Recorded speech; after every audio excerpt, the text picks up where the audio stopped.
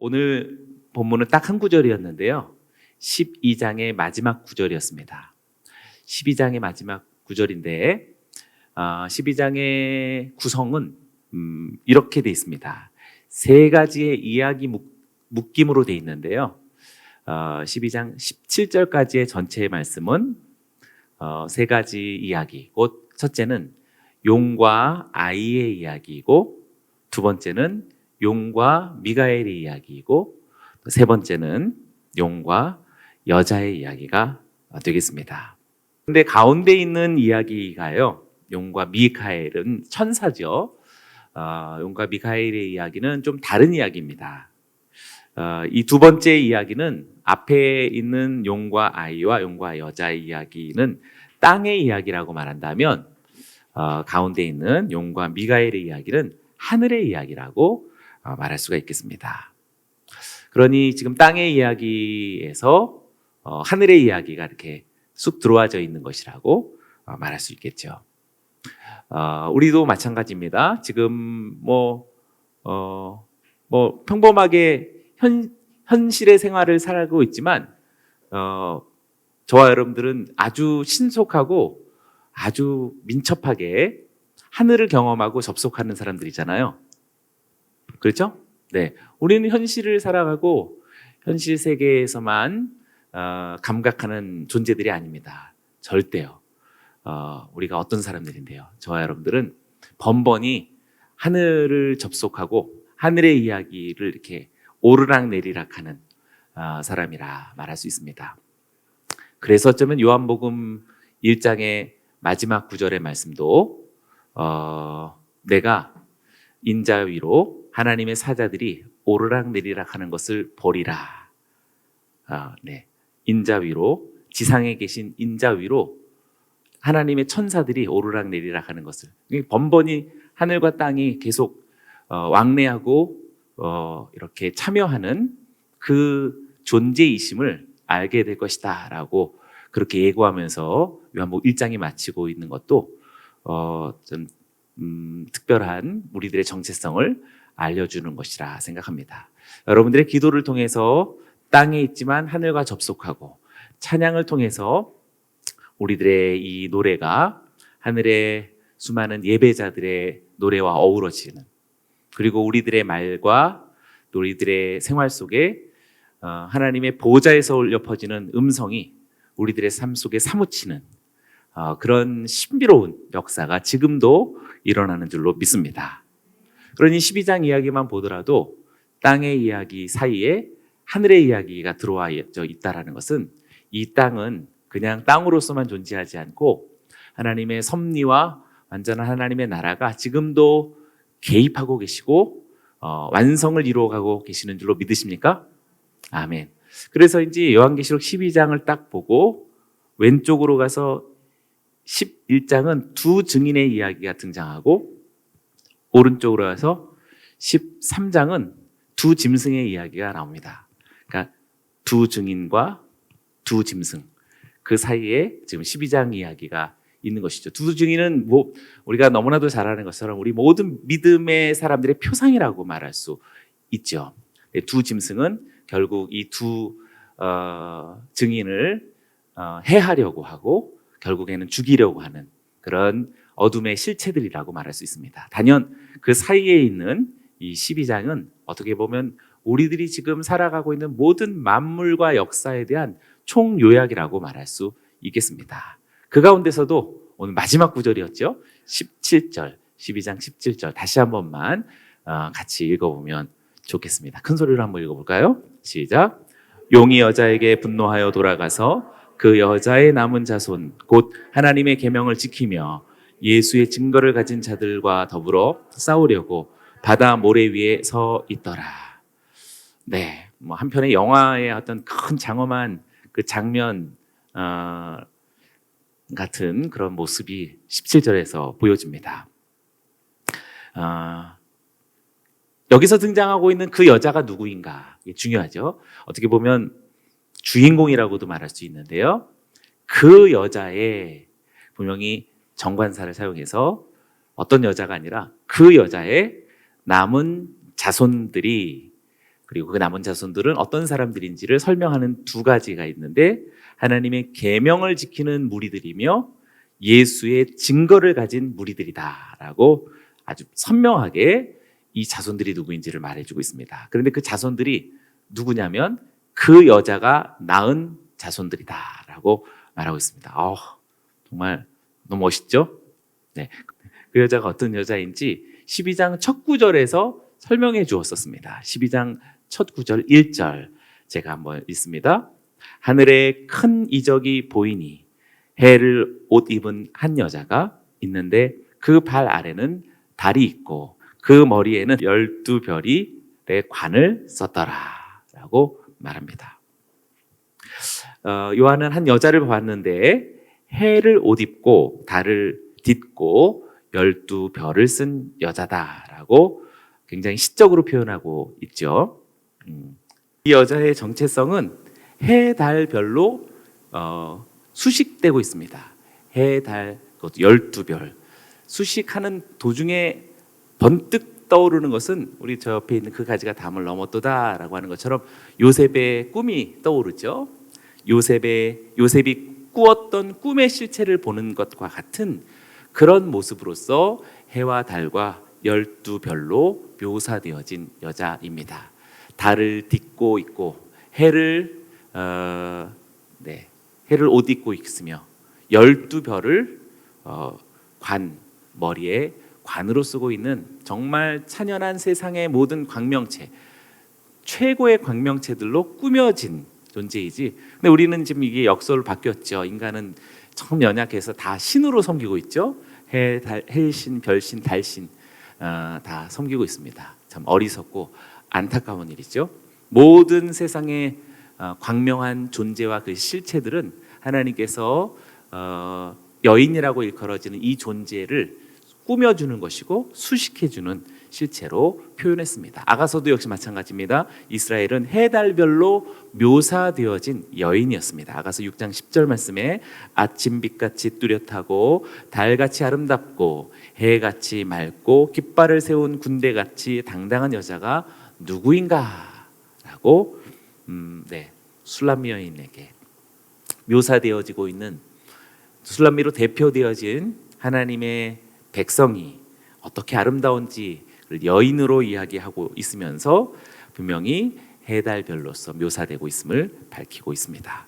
그래서 지금 이 여인은 특정한 어떤 여자라는 특정한 여자가 아니라 예수 그리스도의 오심 이전과 예수 그리스도의 오심 그 이후에 존재하는 모든 하나님의 백성들을 대표하는 것이다 라고 말하는 것이 옳겠습니다. 그러니 여기 수요 여성 예배에서 지금 여기 말하는 이 여인이 바로 여러분들이다 라고 말할 수 있는 것이지요. 여자가 밝은 빛에 등장하고 있는 것은, 그리고 온 피조세계의 가장 광명한 광명체들을 동원해서 이 여인을 빛나는 존재로서 묘사하고 있는 이유는 당연합니다.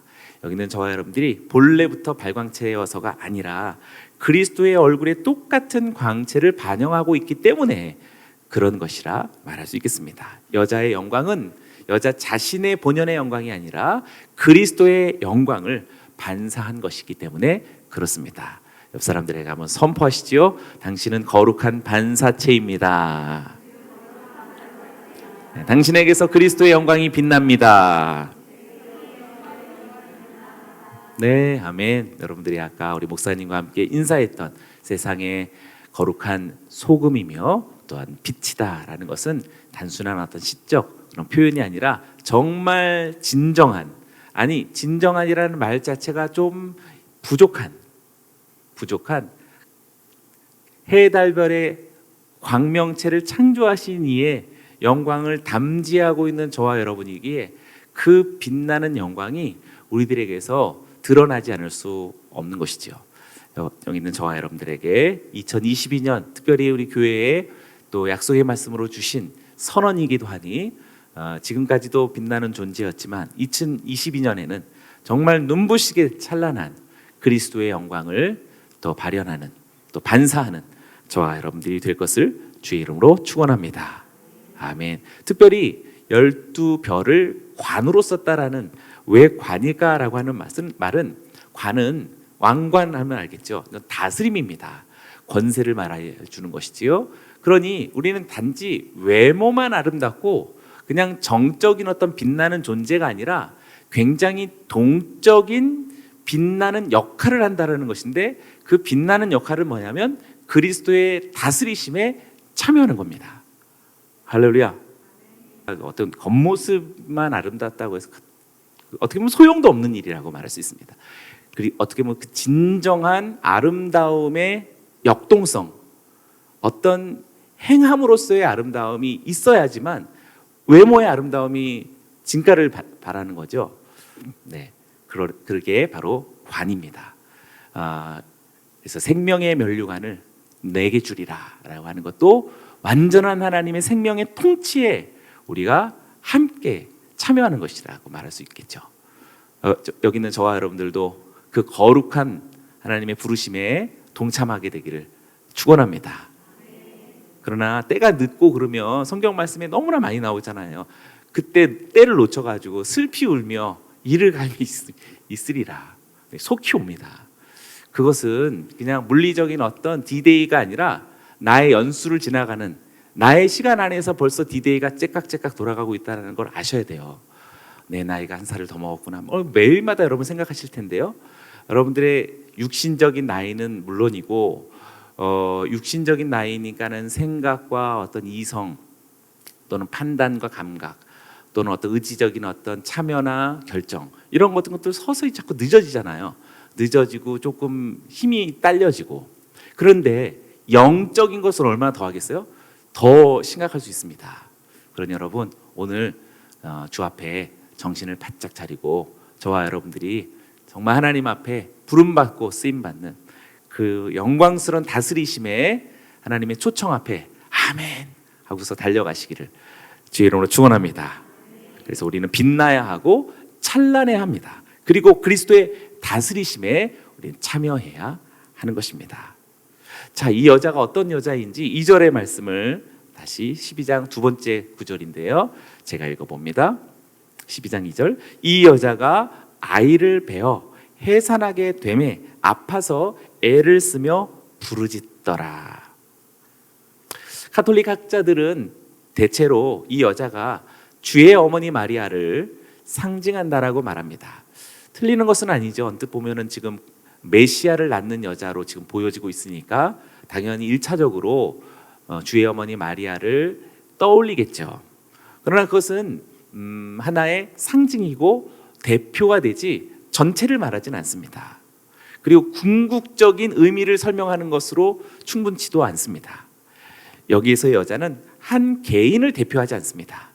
이것은 분명히 메시아를 낳는 주의 어머니의 마리아와 함께하는 그를 배출한 모든 신앙 공동체라고 말할 수 있겠습니다. 그러니 오늘 여기 남양주 누리교회의 수요 여성 예배도 역시 이 여자라고 말할 수 있는 신앙 공동체로서의 우리 모임인 줄로 믿습니다. 이것은 여자가 박해를 받아서 광야로 도망하고, 그리고 메시아 이외에, 오늘 구절이었죠, 17절, 메시아 이외에 여자의 남은 후손, 남은 자손이라고 하는, 그러니까 또 낳았다라는 얘기죠. 메시아를 낳는 것뿐만 아니라 이 여자가 다른 자손들이라고 했으니, 그러니 참 그리스도를 낳은 것뿐만 아니라 그리스도의 형제들이라고, 그리스도인들이라고 할 수 있겠죠. 그러니 참 그리스도인들이라고 하는 그 명칭도 어떻게 보면 참 이렇게 딱 뭐가 맞아요. 네. 여인은 그리스도를 낳았을 뿐만 아니라 그리스도인들을 또한 낳은 것이다라고 말할 수 있겠죠. 그래서 오늘 본문 17절만 보더라도 이 여인은 한 개인만 대표하는 것이 아니다라는 것이 분명합니다. 중요한 것은 이 여인은 아이를 낳는 자로서 묘사되고 있습니다. 이것이 피조물로서의 여자의 가장 강력한 여성성입니다. 성경이 말해주고 있는 최고의 여성성은 아이를 낳는 자입니다. 옆 사람들에게 축복합니다. 우리는 낳는 자입니다. 네. 이 여성성이라고 말하는 것은요, 여성인 여러분들에게만 해당되는 것이 아니기 때문에 여성성이라고 얘기한 것입니다. 그러니 저에게도 여성성이 있는 것입니다. 저에게도 낳는 자로서의 신적 속성을 내가 가지고 있어야 되는 거죠. 저의 표현만이 아니라 바울도 내가 해산의 수고를 하노라라고 말한 여성도 아닌데 여성성으로 자신의 사명을 표현했죠. 맞습니다. 저도 목회자로서 무엇인가를 낳는 거죠. 생물학적인 어떤 임신과 출산에만 해당되어지는 문자적 읽기가 아닌 그것이 설명해주고 있는 신앙적, 영적 하나님의 나라의 잉태와 출산을 더 크게 말해주고 있는 것이죠. 어떻게 보면 생물학적인 낳음은 아주 부분적인 하나의 실상만을 이야기해주고 있는 것이라면 그 실상이 말해주고 있는 것의 이면과 초월의 세계까지 있는 하나님의 뜻은 엄청나게 더 큰 나음을 동반하고 있는 것이라고 말할 수 있죠. 그러니 가장 어리석은 것은 아이고 내 새끼라고 말할 수 있는 내 몸으로 낳은 내 새끼만 애지중지하고 있는 것은 하나님의 마음과 너무나 동떨어져 있는 것이라고 말할 수 있겠죠. 그것을 통해서 그 이면 속에 그리고 그 너머 속에 아니 초월의 세계 속에 아니 지금 12장만 보더라도 땅과 땅 사이에 땅의 이야기들 속에 하늘의 이야기가 있고 그리고 앞, 뒤, 옆으로 두 증인의 이야기와 두 짐승의 이야기가 이렇게 막 판타지처럼 막 섞여가고 있는 이 속에서 하나님의 얼마나 놀라운 뜻과 이야기가 낳는 자로서 지금 해석되고 적용이 되어야 되지 않겠습니까? 아멘. 2022년 오늘 이 첫 주에 우리 모두도 이제 나는 하나님의 뜻을 낳는 자요. 하나님의 나라를 잉태하고 그것을 이 땅 가운데 생산하는 거룩한 여성성을 가진 저와 여러분들인 줄로 믿습니다. 그런데 중요한 것은 해산하다라고 하는데 아파서 애를 쓴다라고 지금 2절 말씀에서 말을 얘기하고 있죠. 여기서 애를 쓰다 바사니조라고 하는 애쓰다라고 하는 이 단어는 신약 성경에서 대체로 어떤 처벌을 받다든지 시련을 당하든지 박해의 고통을 표현할 때 이 단어를 사용하게 됩니다. 그러니 구약 시대 이후에 그리스도의 탄생에 있기까지 언약 공동체에게 가해진 수많은 고난, 수많은 박해들을 다 포함하고 있는 단어들이 바로 이 바사니조라고 하는 아파서 애쓰다라고 하는 단어라고 말할 수 있겠습니다. 이것은 단지 어떤 고대에 있는 어떤 교회 역사 속에 있는 그런 그들이 그랬겠구나가 아니라 여기는 저와 여러분들이 크고 작게 그리스도를 위하여서 번번이 주 앞에 시도하는 거룩한 그리고 단호한 자기 부인이 가져다주는 자기 부인과 자기 결단이 가져다주는 어떤 일련의 상실들 그리고 마음 상함을 극복해 나가야 할 일련의 모든 일들을 다 포함하는 것이라고 말할 수 있겠죠. 바라건대 이 2022년 저와 여러분들에게도 애를 쓰며 아플지라도 이 해산의 수고가 결코 포기되거나 그리고 그것을 보류하거나 요즘에 너무 많죠. 이제 애를 안 갖는다든지 힘들어. 그것도 사실은 하나는 사회의 모습이긴 하지만 그래도 우리나라가 어떻게 그렇게 단연코 세계 최고의 저출산율 우리 세계 최고일까? 그리고 스스로 생명을 끊는 것도 어떻게 10여 년 동안 부동의 세계 일일까? 그러니까는 우리 두 얼굴을 가지고 있는 거예요. 이 민족이 두 얼굴을 가지고 있다라는 사실을 이제 뼈저리게 자성하고 각성해야 될 사람은 사회는 없습니다. 교회와 또 신실한 주님의 증인들이 그것을 아파해야 됩니다. 이 현상이 왜 일어나는 것일까? 우연히 있을 수는 없잖아요. 그 집값이 높기 때문에 집값 높은 거는 다른 데도 다 마찬가지예요. 다른 나라들도 그것은 정신적인 어떤 우리의 문제가 있다는 것이고 나아가서는 영적인 큰 어떤 결함을 어느 순간부터 갖고 해결되지 않고 있다라고 우리는 그렇게 여겨야 할 것입니다. 그러니 사랑하는 우리 동역자들이요, 저와 여러분들이랄지라도 저와 여러분들이라도 다른 사람은 차치하고 저와 여러분들이라도 해산의 수고 앞에서 두려워하거나 해산의 수고에서 자꾸 막 이렇게 쭈뼛쭈뼛하거나 그리고 자꾸 이렇게 저 사람은 어떻고 저 사람은 어떻고 그런 아주 오래된 그런 구습의 방식들에 자꾸 연루되는 저와 여러분들이기를 청산하고 정말 순전하고 온전하게 주 앞에서 하나님의 뜻이라면 아멘, 그리고 하나님의 부르심이라면 순전하게 결단하고 해산의 고통을 감내하는 저와 여러분들이기를 축원합니다. 아멘. 벌써 원시복음 속에서 이 고통, 이 통증에 대해서 벌써 예견했는데요. 우리 메시아 복음이 창세기 3장, 바로 인간이 범죄한 그 직후 벌써 하나님은 대안이 벌써 그때 등장했죠. 유명한 창세기 3장 15절 말씀입니다. 창세기 3장 15절 말씀은 우리 한 목소리로 같이 읽어보면 좋겠습니다. 시작. 내 후손도 여자의 후손과 원수가 되게 하리니 여자의 후손은 내 머리를 상하게 할 것이요 너는 그의 발꿈치를 상하게 할 것이니라 하시고, 분명히 이 한 구절만 보더라도 어떤 큰 전쟁이 벌써 보이죠. 15절에서 전쟁이 보입니다. 그리고 이 전쟁에는 고통 없는 전쟁이란 있을 수 없다. 그것은 어떻게 보면 거짓이다라고 말할 수 있습니다. 분명히 그 메시아마저도 그 후손, 단수형으로서 그 후손, 물론 메시아이고 메시아의 후손들이겠지만 그 발꿈치가 상하게 될 것이다라는 치명적이진 않을지라도 그러나 고통을 감내해야 된다는 사실을 분명하게 예고하고 있습니다. 그러니 어찌 우리들은 예외일겠습니까? 사랑하는 여러분, 우리가 하나님 앞에서 당하는 그런 괴로움을 거룩한 하나님의 이 흔적에 참여하는 것으로 여기시고, 그리고 그 고통을 지나는 순간 우리 영혼 안에 우리가 설명할 길이 없는 아주 순결한 정화가 일어난다는 사실을 믿으십니까? 아멘. 고통을 지나면서 사실상 주님을 바라보는 그 얼굴이 우리 안에 있는 표현할 수 없는 영혼의 정화와 그리고 치유와 온전한 견고한 회복을 가져다 주는 것입니다. 아멘. 3절을 다시 보시죠. 12장의 요한계시록 12장의 세 번째 구절.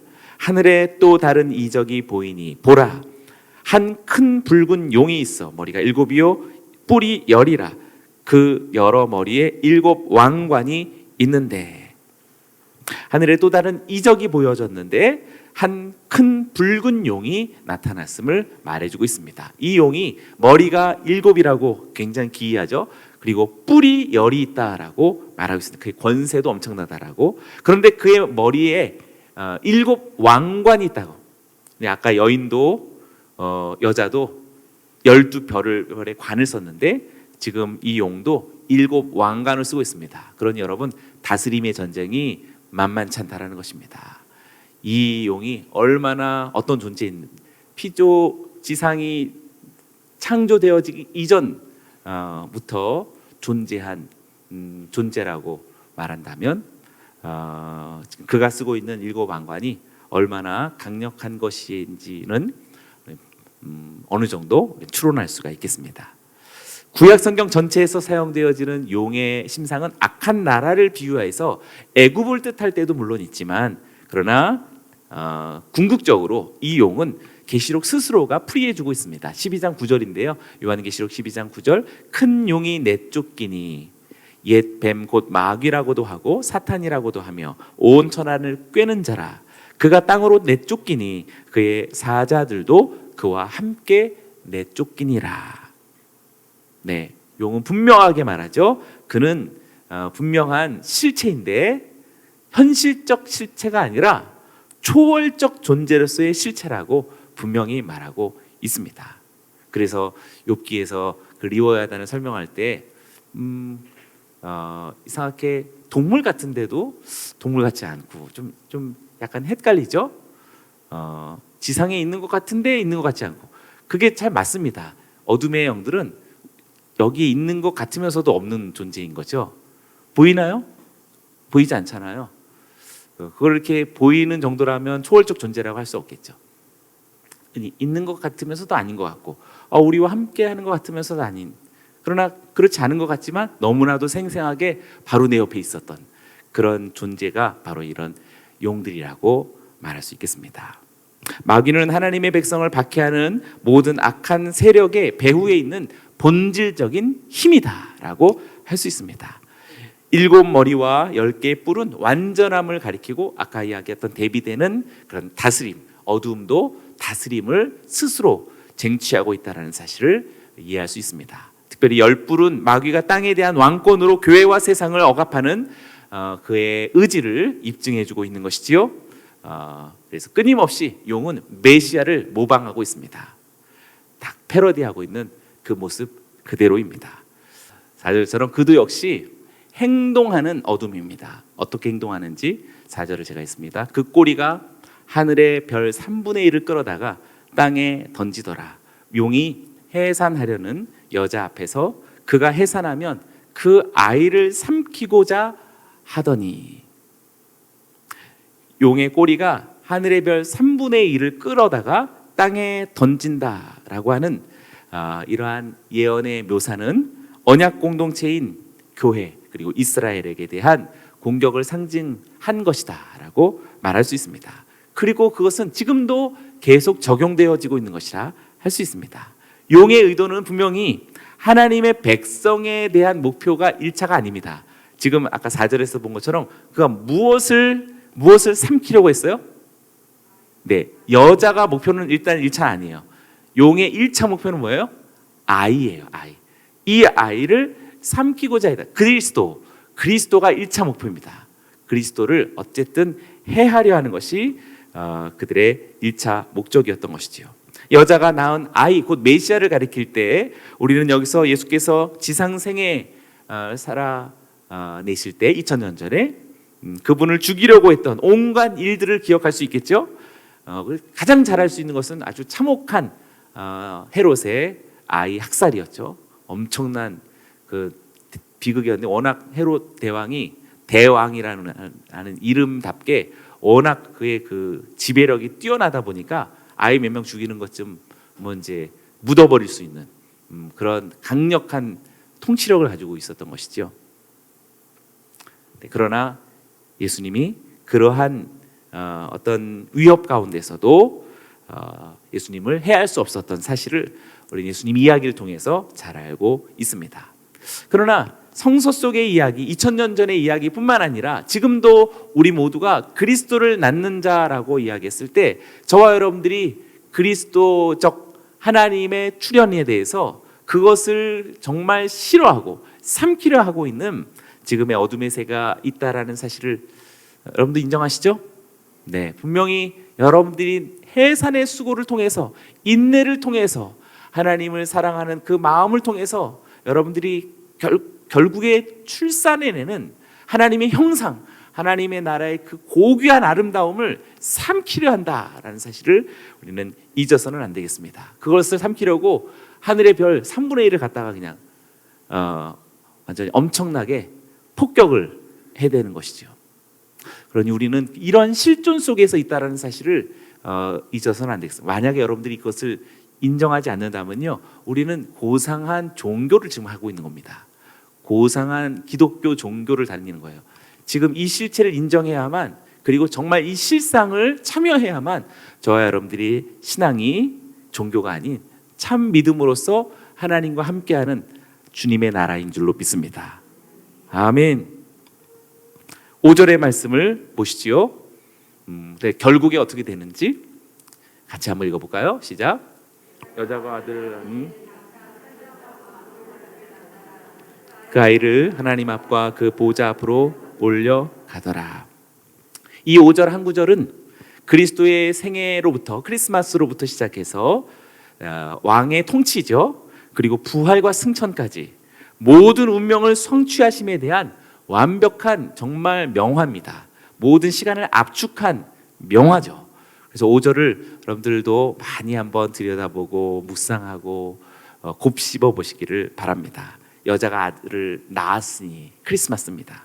그가 장차 철장으로 만국을 다스릴 남자라. 벌써 재림의 모습이 보이죠.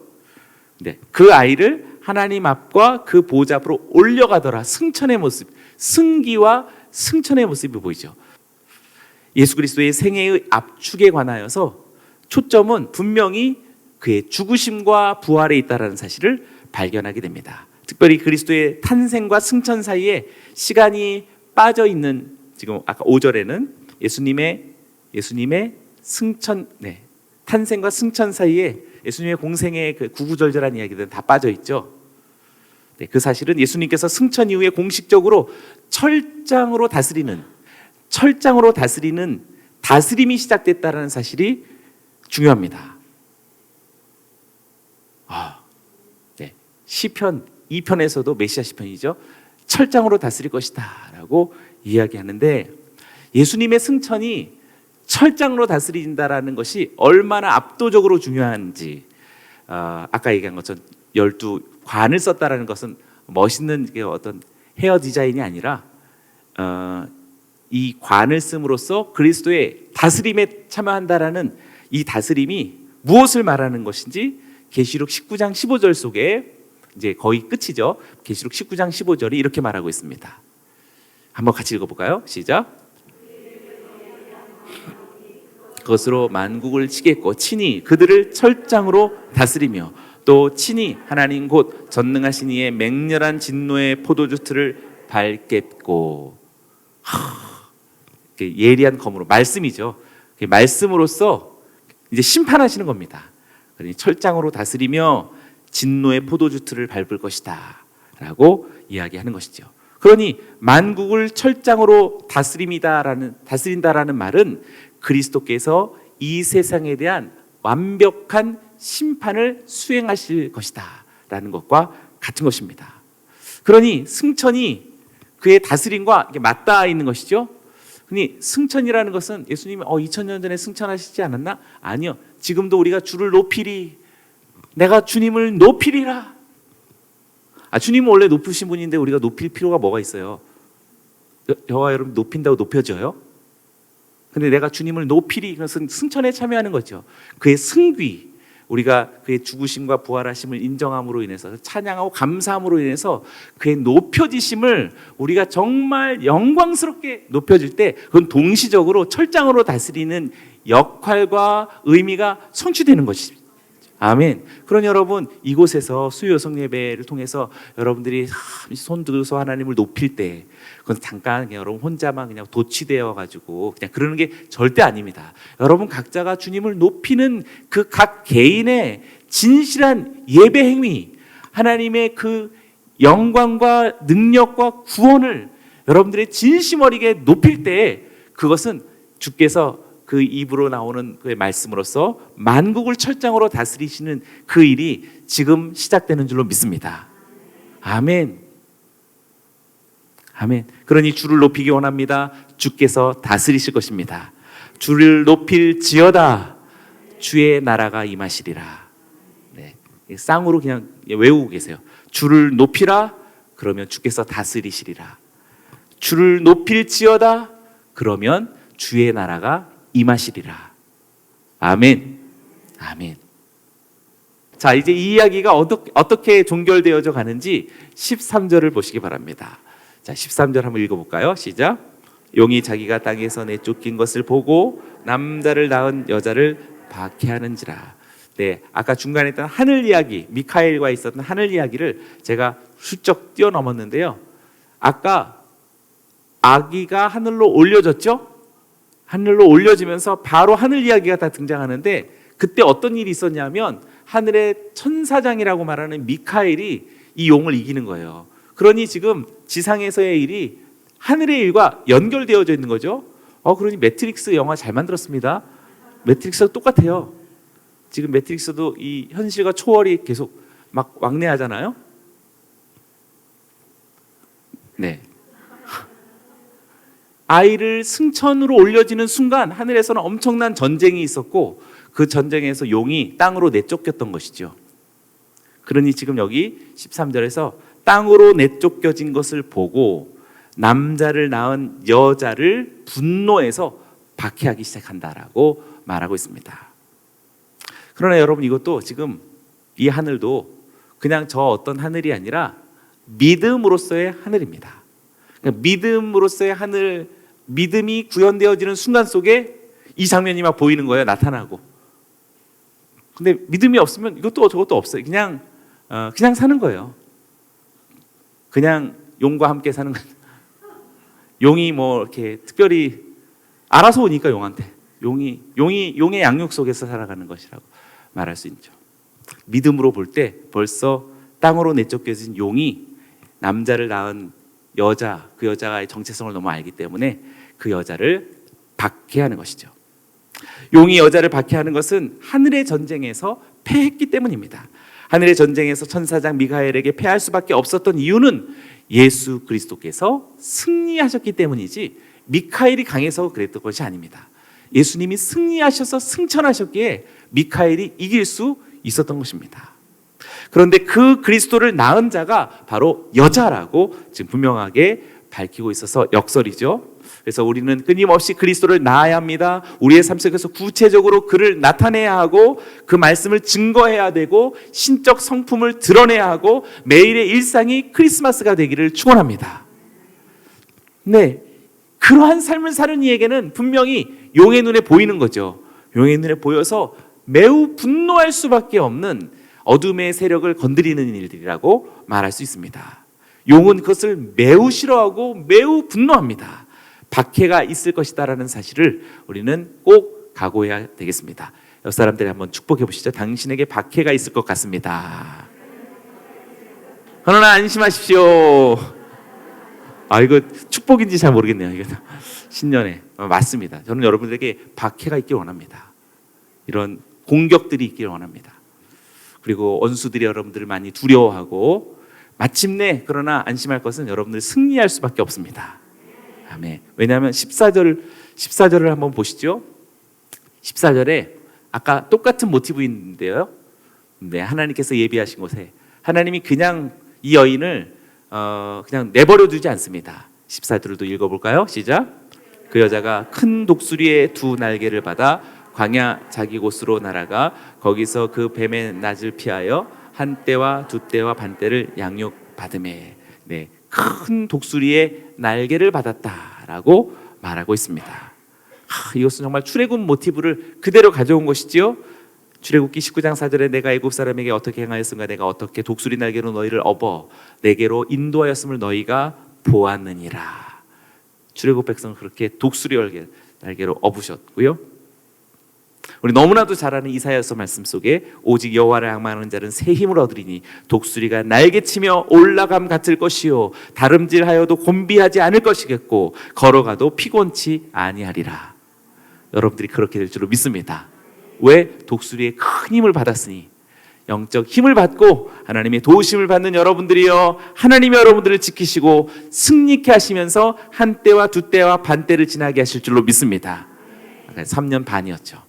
마지막 6절을 다시 한번 읽어봅니다. 그 여자가 광야로 도망하며 거기서 1260일 동안 그를 양육하기 위하여 하나님께서 예비하신 곳이 있더라라고 여기 마찬가지가 되겠습니다. 자, 오늘 본문 9절에 17절만 읽고 마치도록 하겠습니다. 오늘 17절 같이 읽어봅니다. 시작. 용이 분노하며 돌아가 그 여자의 남은 자손 곧 하나님의 계명을 지키며 예수의 증거를 가진 자들과 더불어 싸우려고 바다 모래 위에 서 있더라. 네, 용은 여자에게 분노하여서 돌아가서 마침내 그 여자의 남은 자손들과 전쟁을 결심했다라고 말하고 있습니다. 근데 중요한 고민은 여기서 하나를 발견하고 지나가야 되는데요. 여기서 여자는 교회와 성도라고 말한다면 그 여자의 자손은 무엇을 말합니까? 그것도 역시 교회와 성도를 말하겠죠. 자, 여자는 교회와 성도를 말한다면 그 여자의 자손은 그도 역시 그 교회와 성도의 후예들쯤으로 얘기할 수 있겠죠. 네. 그런데 그것이 그냥 그렇게 순수하게 그렇지는 않습니다. 왜냐하면 그 여자의 남은 자손이라고 말하고 있기 때문에 그렇습니다. 남은 자손. 여기서 남은이라는 말을 여기 첨언했다라는 사실이 중요한데요. 이 남은은 두 가지로 이해될 수 있습니다. 첫째는 순교 이후에 남은 자들이 있을 수 있겠고 또 하나는 정반대입니다. 배교 이후에 남은 자들이 있을 수 있습니다. 그죠? 그러니 우리는 이 여자의 남은 자손들이라는 말 속에 두 가지 순교에 적극 참여해서 정말 영원한 하나님의 처소로 들어간 이들도 있겠지만, 또 한편으로는 어둠과 결탁해서 두려움 가운데 또 삶의 또 여러 가지 문제로 인해서 스스로 어둠의 편에 서버리게 된 이 여자의 자손 되기를 꺼리면서 이렇게 멀어져간 그들을 제외한다면 역시 남은 자손이라고 말할 수 있겠죠.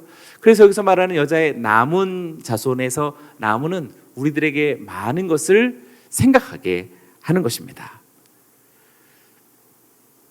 어떤 기준 속에서 나문을 생각할 수 있을까요? 그래서 아까 17절에 두 가지로 설명하고 있었죠. 여자의 남은 자손이 곧 누구인지를 설명했습니다. 하나님의 계명을 지키며 그리고 예수의 증거를 가진 자들이다라고 말하고 있습니다. 사랑하는 여러분, 하나님의 계명을 지키되 온전히 지키시길 바라고 예수 그리스도의 증거를 가지시되 죽기까지 가질 수 있는 저와 여러분들이 되어지길 원합니다. 하나님께서 교회를 양육하시기 때문에 교회와 성도는 하나님과 예수 그리스도께 충성을 다할 수 있습니다. 미온적으로 하지 않기를 원하고요, 그냥 하다 말다 하지 않기를 원합니다. 우리는 광야에서 큰 독수리의 두 날개로 하나님이 예비하신 곳에 이르러 양육되는 하나님의 교회이며 천상의 보냄을 받은 주님의 사자들로서의 성도들입니다. 보통 사람이 아닙니다. 그리고 또한 우리는 마지막 일전을 위하여서 사탄의 군대가 총동원되어진 세력과 항호를 벌이는 하나님의 백성이요 그리스도의 후예들이심을 믿으십니까? 아멘. 이 가슴 설레이는 정체성을 2020년은 눈부시게 갖고 저와 여러분들이 기도에 힘쓰고 더욱더 하나님 찬양하고 예배하고 섬기기를 기뻐하시고, 그리고 조금 어려움이 다가온다면 해산의 수고가 이 정도 되는 건가? 그리고 과소평가하시고 좀 더 힘들게 해주세요. 좀 더 그렇게 스스로를 좀 자천하시고 하나님 앞에 생생한 그 여자의 남은 자손의 생애가 우리들의 2022년이 되시기를 주의 이름으로 축원합니다. 할렐루야. 우리 하나님께 영광의 박수 올려드립니다.